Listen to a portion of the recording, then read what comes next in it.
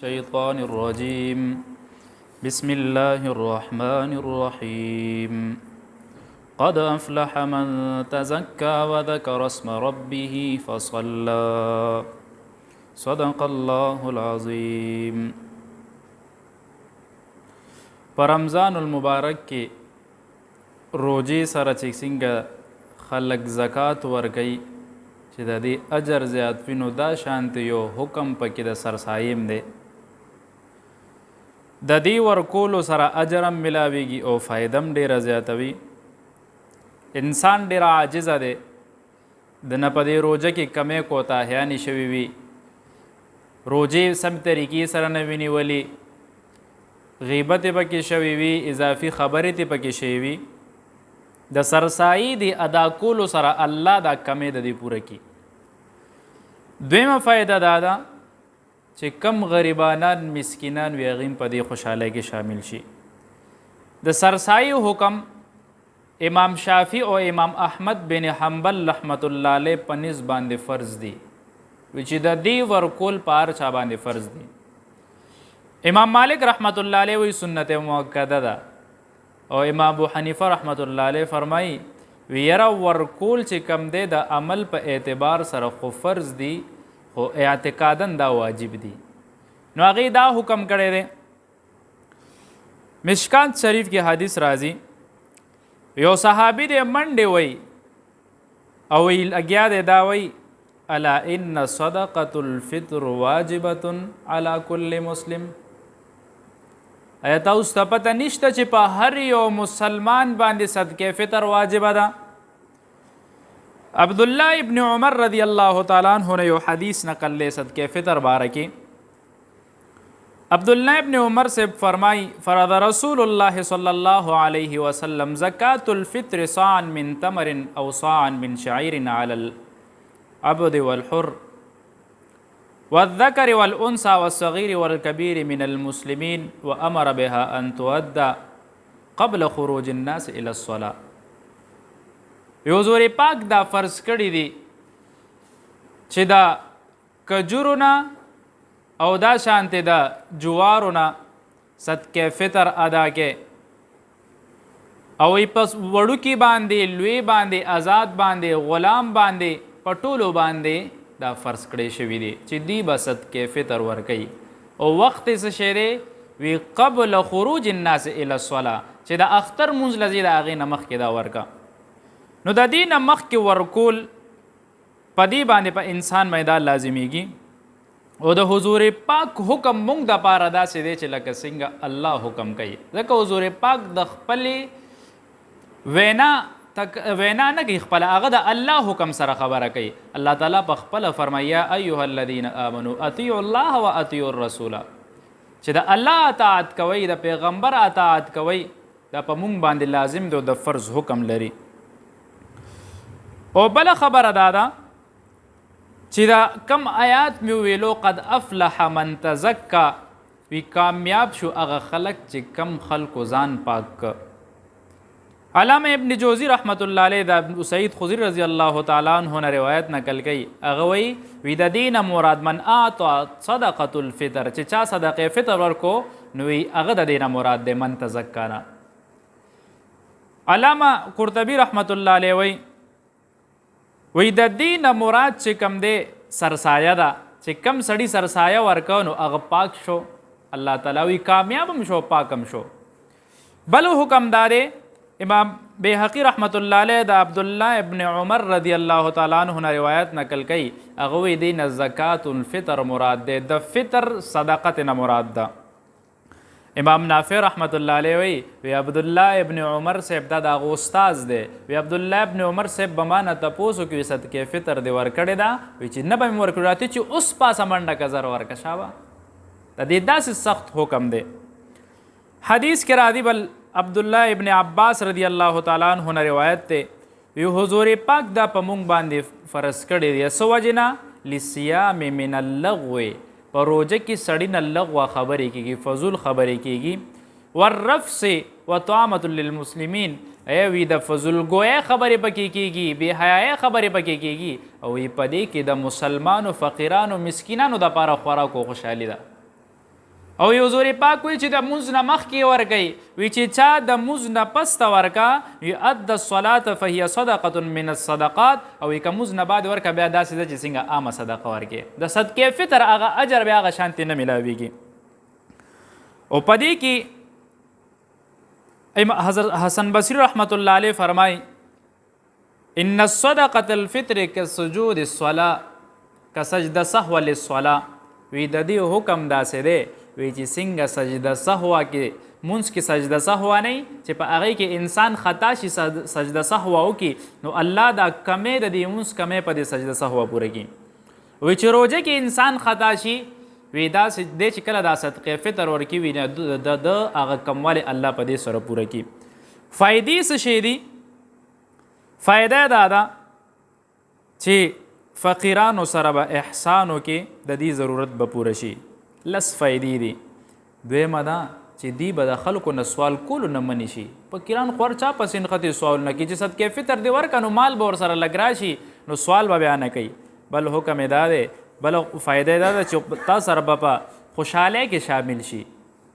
او څلورمه فایده یې دا ده چې تا کې به الله د سخاوت ماده کیږي سخي به شي.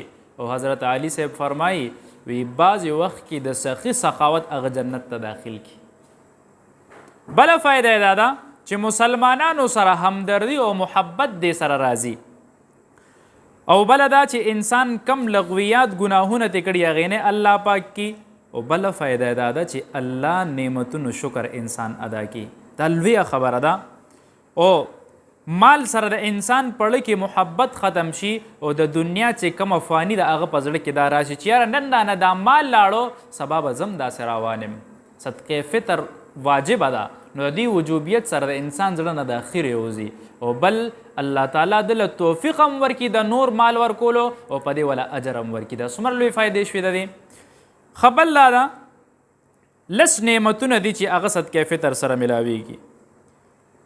بدن د گناهونو نه الله پاک کی. دویمه ده الله دی وجود له جهنم اور نه ورکوي چې صدقې فطر څوک ورکوي. د روجې قبولیت په دې کې راشي او جنت ته د کس دخول هغه مستحق وي چې دی به الله جنت ته داخلی. او بل لا ده چې کله دی قبر کې کیښودی شي قبر نه پس چې بیا انسان راپاسي نو بعضې به داسې حدیث کې راځي چې څوک به په مخ باندې ګرځي څوک به د مار غوندې توخیږي. نو دا هغه خلک دي چې کم لکه په امن کې نه دي چې د دا صدقې فطر ورکړي الله به قبر نه په امن کې راپاسي.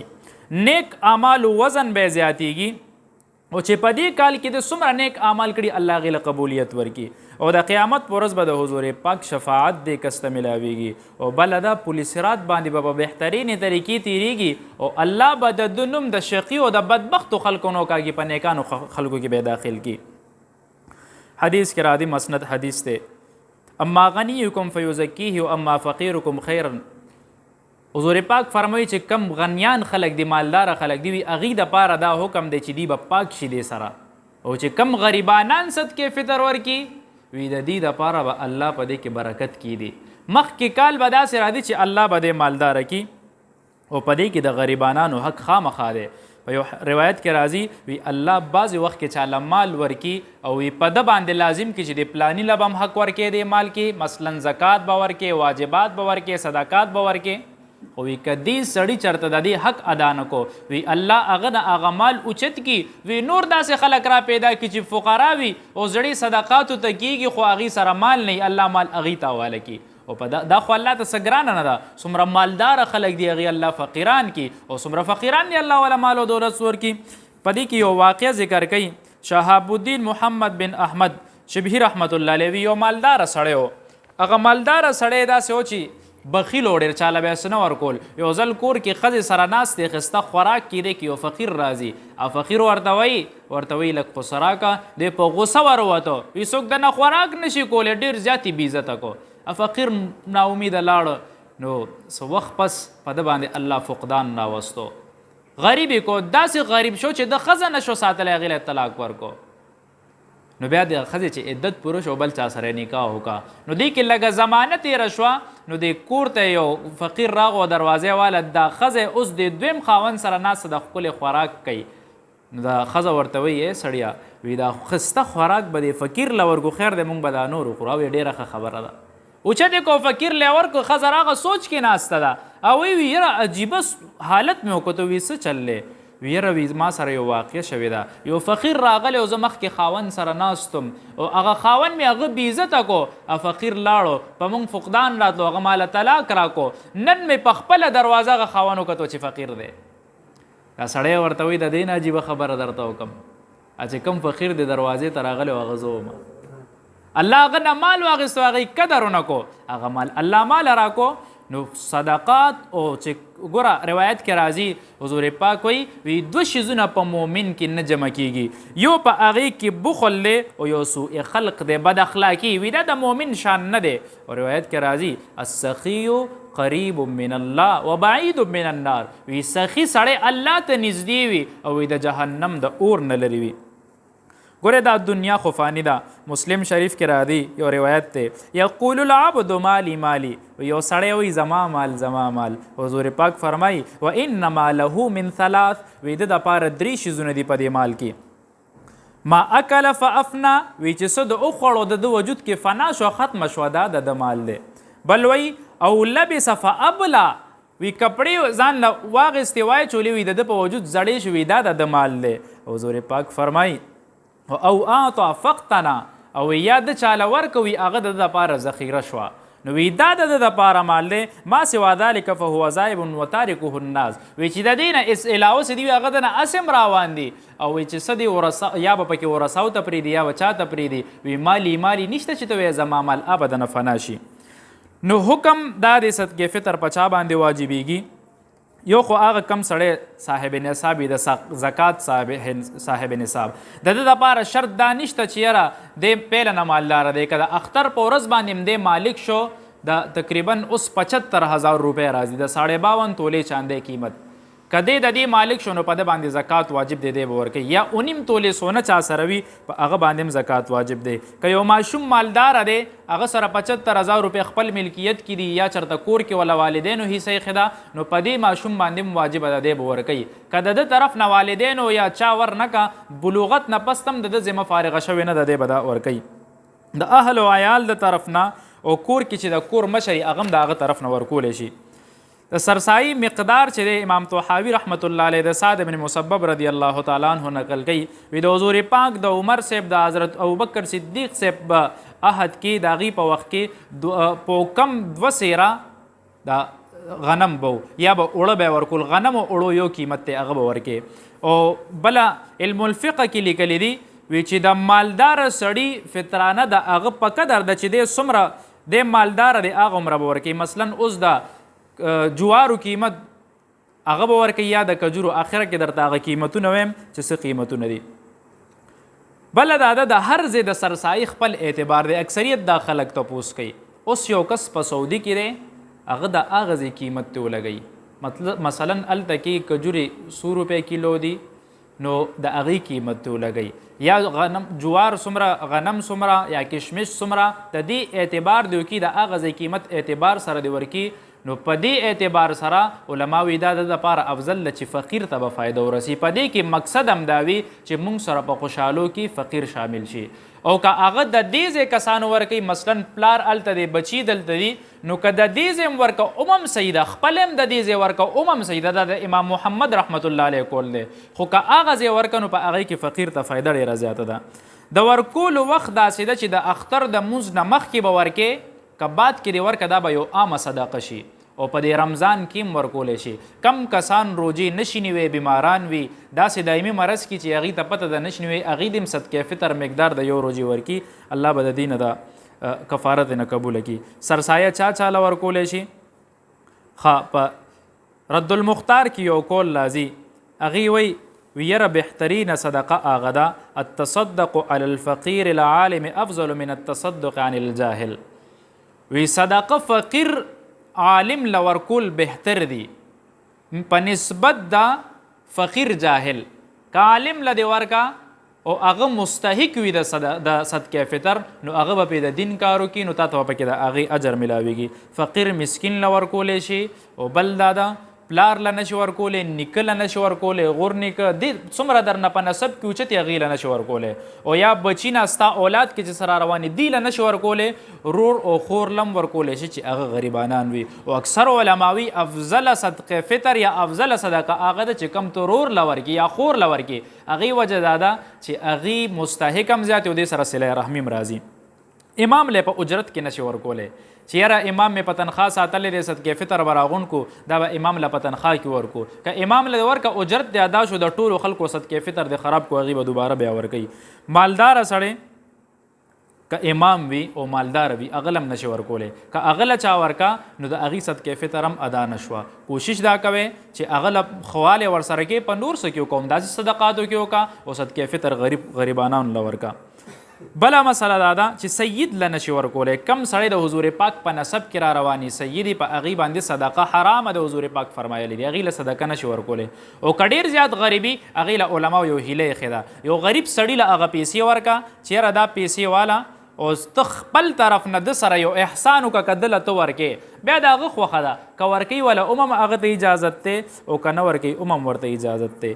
امارت په دې پیسو نشي جوړولی، په د دې پیسو اصل شیز ملکیت دی، تملیک دی، چاته به ملکیت ورکې.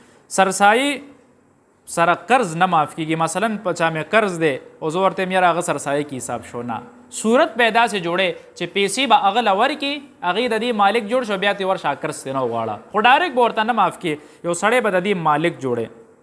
یو فقیر له ډیره سرسایه هم ورکولی شي، مثلا د یو کور چا راجمع که 100,000 روپۍ دی هغه یو کس هم ورکولی شي، او یا د یو کس سرسایه مختلف کسانو هم ورکولی شي. د سرسایي مقدار چې دی علماو 120 روپۍ احتیاطاً 140 روپۍ لیکلی دي، هغه د غنمو قیمت دی. د جوارو قیمت 280 روپۍ دی، د کجورو قیمت 780 روپۍ دی او د کشمشو قیمت 1400 روپۍ دی. نو چې کم سړی څومره مالدارۍ نو هغې اعتبار سره ورکوي.